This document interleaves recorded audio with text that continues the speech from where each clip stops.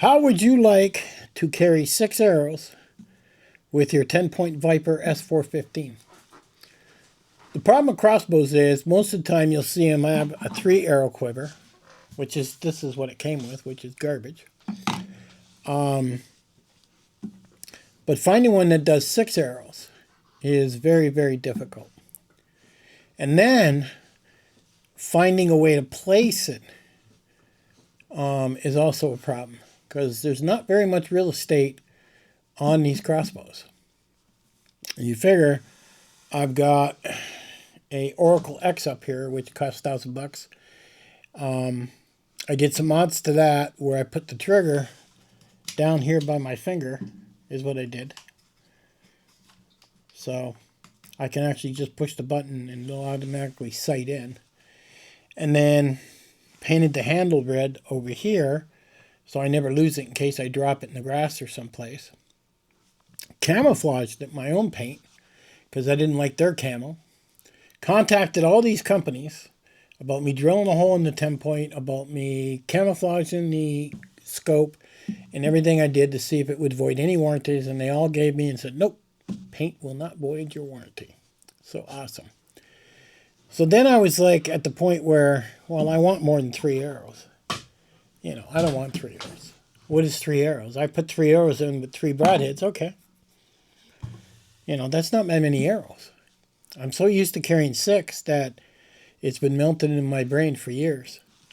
Now, if I show you this, okay, I'll hold this up and you'll see how this sits, okay?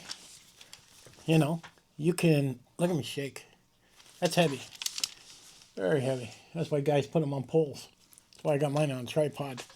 I don't ever plan to stand like you would with a rifle and shoot out in front of me. Never. Never plan to do that. My idea how I have things set up is I'll be laying on the ground with this thing extended and no shake whatsoever. Now, if I had to take a shot, I'd probably go down on one knee and then brace myself up against a tree or something to take some of the weight off, is what I do. The first 4 arrows, the yellows, are holding a Nemesis broadhead. One of these broadheads costs $20. So you figure just the broadheads are $80. But when this is released, it's got a rubber band around it. And when it hits the animal, those blades expand out. And literally you're cutting about a 3-inch hole right through it. And hopefully the arrow goes in and out. So now you got a big enough hole where it's going to bleed pretty fast. And it's more humane to the animal. The outsides, the green ones, are just regular points with springs on them. And that's for small game, squirrels, rabbits, stuff like that. And the idea of the springs are, it's so the arrow doesn't bury under the ground. You know, doodle points, I think they're called, or whatever. I'll have links in the bottom of this stuff. And then when it hits, it actually topples on top of the grass so you don't lose the arrow. Because arrows are expensive. So that's the thing. Now, I'll take this off and show you. If I can find the switch. And then you just give it a wiggle. And it comes right off, as you can see. Now, the 6 quiver is really nice compared to this 3 quiver that came, you know, with the TenPoint Viper S415. This thing is made heavy duty. It's light. The case here, okay, this case that protects the broadheads from you hitting them, I don't really see a way of you cutting yourself. And when the arrows go into this thing, they go in really tight. I mean, I literally had to force them to get in there. And I'm sure after they break in a little bit, they'll get a little looser. Now, on the side here, there's this thing here that goes back and forth, which is what tightens because the circles there is what it goes on.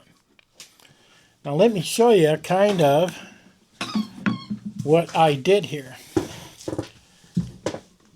I'll go upside down and you'll see over here, this is where it connects. Now this piece here came with the original 3 quiver and attaches to the Picatinny rail. I added 2 bolts. I drilled 1 hole. There is already a hole there. And it does not touch the strings whatsoever. So don't run long bolts hitting your strings. So I ran 2 bolts, connected the rubber thing that came with the 6 quiver. This came with it. And then tightened it down. So 1 hole, 2 bolts. And then I could take this and put it in my backpack and have it out of the way. Or I can connect it up here, okay,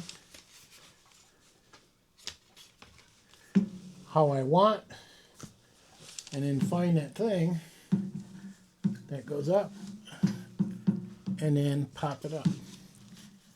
Which ain't easy to find, but after a while I'm sure I'll get the hang of it. And there it is.